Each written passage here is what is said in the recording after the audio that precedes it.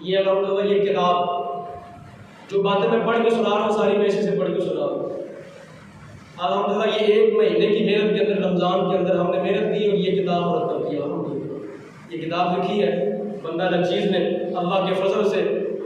اور یہ کتاب جو ہے یہ اپنی نوعیت کی بے مثال کتاب ہے. اس پہ آگے اس طرح کی کتاب آگے مارکیٹ میں کوئی نہیں. سارے لوگ یہ کہتے ہیں ختم نبوت اور سارے لوگ کہتے ہیں مرزئی کافر ہے یا مرزئی جو ہے وہ دالہ اسلام سے خارج ہے. یہ نہیں بتاتے وہ ہے کیا. اس کتاب میں یہ بتایا گیا ہے کہ مرزئی ہے کیا, ان کا شرعی حکم کیا ہے. یہ کیا لکھا ہے سامنے دیکھیں ذرا.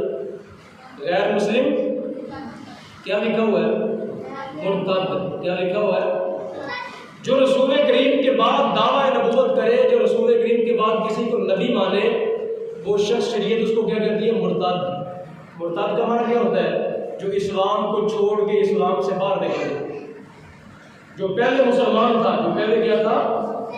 پہلے مسلمان تھا, جو ہی اس نے کسی کو نبی مانا حضور کے بعد, تو اب یہ بندہ اسلام سے کیا ہو گیا؟ خارج ہو گیا. اسلام سے کیا ہوا؟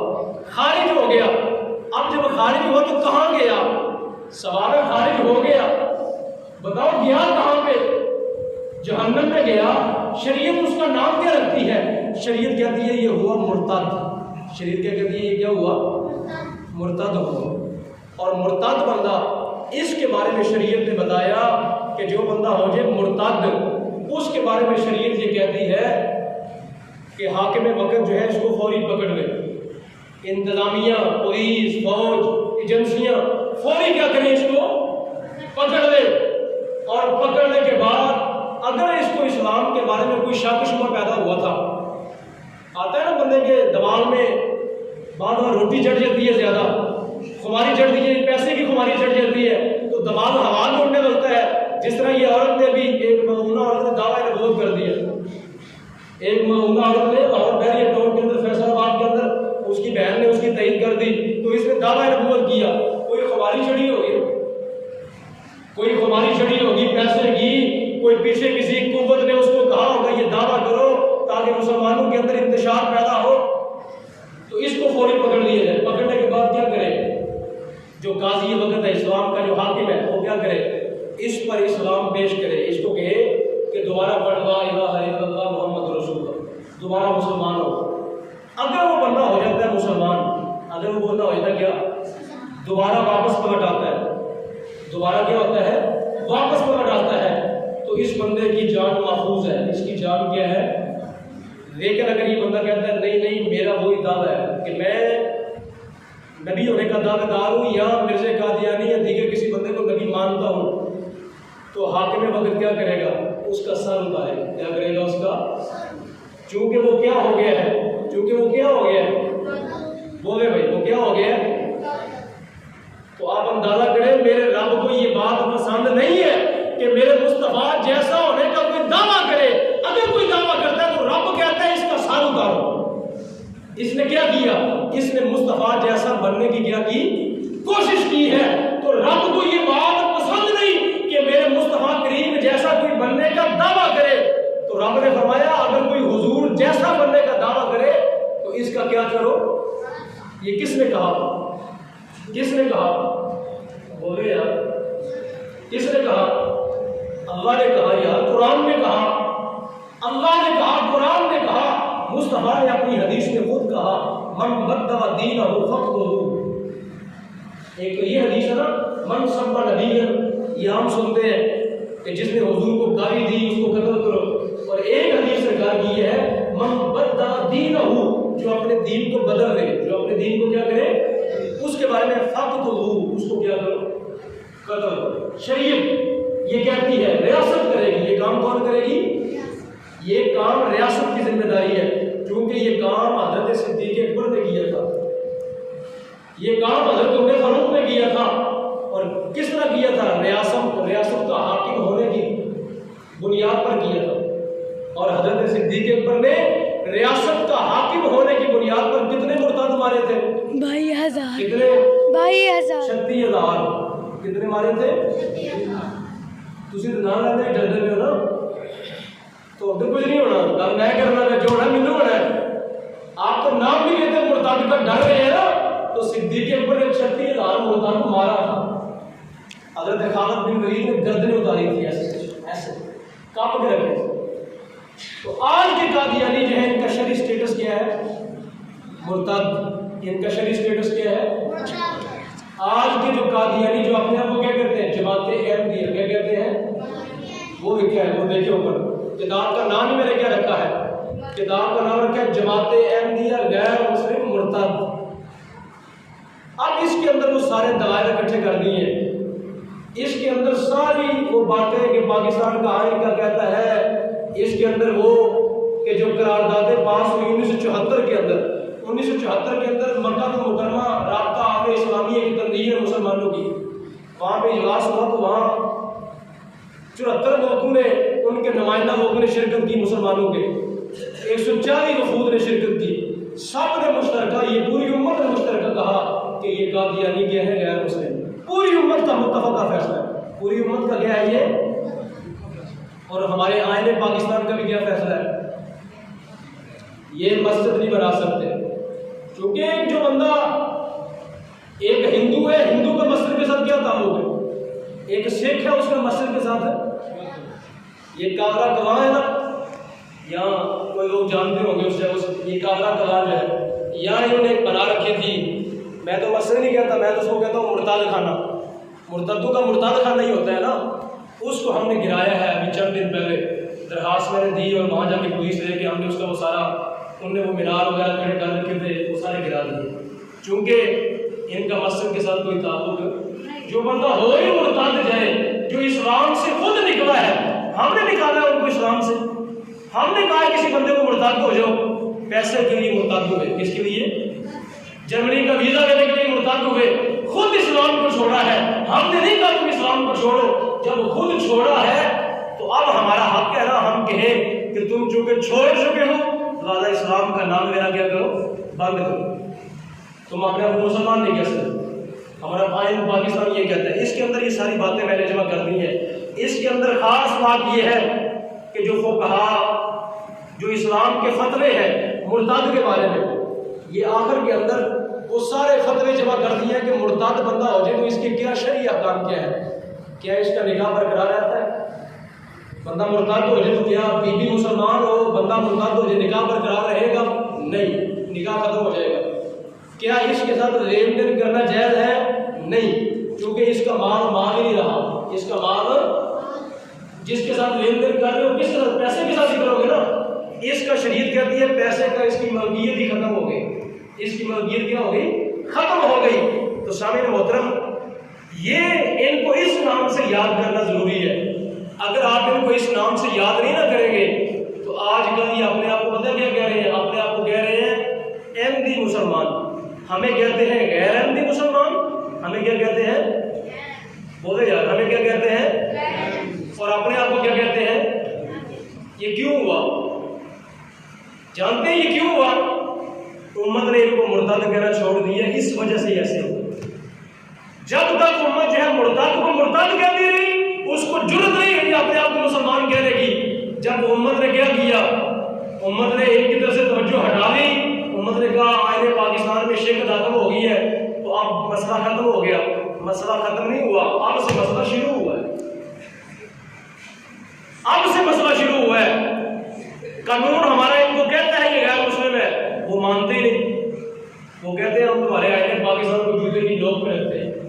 وہ کہتے ہیں تمہاری عدالتوں کو ہم اپنی نوک پہ رکھتے ہیں. ہم تو مسلمان ہیں، اور وہ کہتے ہیں سچے مسلمان ہیں تم سے. تو لہٰذا یہ کتاب لکھنے کی وجہ کیا ہے؟ اس کتاب کو لکھنے کی وجہ صرف یہ ہے کہ ان کو مرتد کے نام سے پکارا جائے. ان کو کیا کہا جائے؟ ان کو جماعت احمدیہ نہ کہا جائے، ان کو جماعت مرتدین کہا جائے. اچھا، یہ کہنا کیوں ضروری ہے؟ یہ میری شریعت نے ذمہ داری لگائی ہے. میری نہیں، صرف آپ کی بھی، ٹھیکیدار صاحب آپ کی بھی، حاجی صاحب آپ کی بھی، آپ کی بھی، سب مسلمانوں کی یہ ذمہ داری ہے کہ کافر کو کافر کہا جائے، مسلمان کو مسلمان کہا جائے. اگر بندہ کافر کو کافر نہیں کہتا تو یہ خود کافر ہو جاتا ہے. یہ فتویٰ اس کے اندر درج ہے، یہ فتویٰ لکھا ہے اس کے اندر. اس کتاب کو لے آپ، اس کتاب کو پڑھیں. اس کے اندر ضروریات دین لکھے ہیں، اس کے اندر رسول کریم کی شان لکھی ہے. اس کے اندر مرتد کے احکام لکھے ہیں، اس کے اندر آئین پاکستان لکھا ہے، اس کے اندر عدالتی فیصلے لکھے ہوئے ہیں۔ اس کتاب کو پڑھے اپنے بچوں کو، تاکہ کم کماں آپ کا بچہ بھی کسی یونیورسٹی میں ان کے نرگے میں نہ آ جائے، آپ کا بچہ کالج میں کہیں ان کے نرگے میں نہ آ جائے۔ وہ چھپے لوگ ہیں، وہ تبلیغ کرتے ہیں، وہ باز نہیں آتے اپنی۔ یہاں گجرات کے اندر ان کے کتنے اڈے بنے ہوئے، کتنے مرتد ہاتھ ہیں، ایک تو ہم نے گرایا ہے ابھی یہ کالا گوان کے اندر، اور بھی بڑے بنے ہوئے ہیں۔ تو یہ کیا ہے؟ یہ میری شرعی ذمہ داری ہے۔ قرآن نے کیا کہا؟ کوئی یا ایھا الکافرون، قرآن نے کافر کو کیا کہا؟ کافر کہا۔ اور قرآن نے کہا لکم دینکم ولی دین، تیرا دین تیرا، میرا دین میرا۔ ٹھیک ہے، کافر کو قرآن نے کافر کہا۔ کافر کو یہ نہیں کہنا چاہیے۔ مجھے اسلام آباد سے ایک بندے کا فون آیا، کہتا ہے جی انسان تو ہے نا جی، وہ بھی کی کہتا ہے جی؟ اب انسان کی ڈگری دینا میرا کام ہے کہ رب کا کام ہے؟ رب ان کو انسان نہیں مانتا، اللہ ان کو انسان نہیں مانتا، اللہ کے رسول ان کو انسان ہے۔ اللہ کے رسول کہہ رہے ہیں کہ یہ مرتد ہو گئے ہیں، اب ریاست کا کام ہے ان سے زمین کو کیا کریں؟ پاک کریں، ان سے زمین کو کیا کریں؟ میں نہیں کہہ رہا، اگر تم اعتراض کرتے ہو تو میرے اوپر نہیں کر رہے، اعتراض کس پہ کر رہے ہو؟ خدا پہ کر رہے ہو، یہ قرآن پہ کر رہے ہو۔ کس پہ کر رہے ہو؟ اور قرآن پہ اعتراض کرنے والا بندہ خود مشکوک ہو جاتا ہے، چونکہ ہمارے بندوں کو پتہ نہیں۔ میں فتویٰ نہیں دے رہا، میں یہ کہہ رہا ہوں کہ لوگوں سیکھو، بچو اس بات سے کہ جب ہم یہ بات کرتے ہیں تو آگے سے لوگ کہتے ہیں جی وہ بھی انسان ہی نہیں۔ میں کہتے ہیں وہ نہ انسان وہ ہے نہ تو انسان ہے۔ اگر تو انسان ہوتا تو تجھے خدا اور رسول کا حیا ہوتا۔ تو یہ بات کرنے سے پہلے سوچنا کہ میرا خدا اور میرے مصطفیٰ میرے اوپر کیا ہو جائیں گے؟ ناراض ہو جائیں گے۔ جس بندے کو صدیق کے اوپر 36,000 بندہ مار لے، اس کو انسان سمجھ کے مارا تھا کہ غیر انسان سمجھ کے؟ صدیق کے اوپر کو غلط کہنا پڑے گا تمہیں، خالد بن ولید کو غلط کہنا پڑے گا، قرآن کو غلط کہنا پڑے گا تمہیں۔ ان کو انسانی حقوق کے نام پر حقوق دینے کی بات کرو گے تو تمہیں قرآن کو پہلے کیا کہنا پڑے گا؟ غلط کہنا پڑے گا۔ اتنی جرت ہے کہ قرآن کو غلط کہہ لو، اتنی جرت ہے کہ مصطفیٰ کی حدیث کو غلط کہہ لو۔ تو لہٰذا اپنی شرعی ذمہ داری پوری کریں، اپنی شرعی ذمہ داری پوری کریں۔ کافر کو کافر کہا جائے گا، مرتد کو کیا کہا جائے گا؟ عام کافر جو ہے وہ چھوٹا ہوتا ہے، ایک یہودی، عیسائی، سکھ یہ چھوٹا کافر ہے۔ یہ کیا ہے؟ ایک فرق بتانے لگا ہوں، یہ چھوٹا کافر ہے۔ یہ والا کون سا ہے بتاؤ؟ یہ اس سے کیا ہے؟ یہ یہودی سے بڑا کافر ہے، یہ ہندو سے بڑا کافر ہے، یہ سکھ سے بڑا کافر ہے۔ لوگ کہیں گے مولوی صاحب انتہا پسند ہو گئے ہیں، یہی لوگ کہتے ہیں۔ لوگ کہیں گے انتہا پسندی والی باتیں کر رہے ہیں، بھائی انتہا پسندی والی باتیں نہیں کر رہا، قرآن پڑھ کے اللہ کو سنا رہا۔ یہ والا جو کافر ہے یہ ہندو سے بڑا کافر ہے، جو قادیانی ہے یہ ہندو سے بڑا کافر ہے، چونکہ ہندو کو زندہ رہنے کا حق ہے، مرتد کو زندہ رہنے کا حق ہے؟ اٹھاؤ قرآن، یہ قرآن کا 26واں پارہ اٹھاؤ، سورۃ الفتح آیت نمبر 16۔ اللہ پاک فرماتا ہے دو ہی حق ہے ان کو، یا تو واپس مسلمان ہو جائے یا قتل کیے جائے، یا واپس آ جائے یا کیا کیے جائیں گے؟ قتل کیے جائیں۔ تو سامعین محترم، یہ کتاب بعض اللہ تعالیٰ کی رضا کے لیے لکھی ہے۔ اس کتاب کو لکھنے کے بعد مجھے پتہ ہے مجھے بڑی مشکلات آئیں گی، مجھے پتہ ہے یہ شہادت کی راہ ہے، جو بندہ اس راہ پہ چلتا ہے اس کو پتہ ہے کہ اس کا انجام کیا ہوتا ہے۔ لیکن یہ ہے کہ میں اپنی شرعی ذمہ داری، میرا ضمیر مجھ کو ملامت کرتا تھا کہ اگر کوئی نہیں لکھتا تو لکھنا، اگر کوئی نہیں بولنا تو بولنا۔ مجھے میرا ضمیر اندر جو ہے مجھے چین نہیں لینے دیتا تھا، مصطفیٰ کی محبت مجھے مجبور کرتی تھی کہ یہ میں کتاب لکھوں۔ تو میں نے اپنے ضمیر کی آواز کہتے، میں نے رسول کریم کی محبت کے اندر، مجھے پتہ ہے اس کے لکھنے کے بعد بڑی مشکلات آئیں گی، مجھے پتہ ہے جو یہ لوگوں کے ہاتھوں میں جائے گی تو بڑی بڑی مشکلات کا سامنا کرنا پڑے گا۔ الحمدللہ میں نے یہ کتاب جو لکھ کے میں نے 100 یورپ کے اندر بھی بھیج دی، صرف ادھر نہیں، میں نے کہا یہ یورپ کے اندر بھی تقسیم ہوگی، کیونکہ انگلینڈ کے اندر ان کا بہت بڑا نیٹ ورک ہے۔ تو ہم انشاءاللہ اس کتاب کو پوری دنیا کے اندر بھیجیں گے تاکہ ان کی اصل پہچان ہو، تاکہ کیا ہو؟ ان کی اصل جو ان کی پہچان ہے وہ ہو، اصل جو لوگوں کو بات کا پتہ چلے کہ یہ ہے کون۔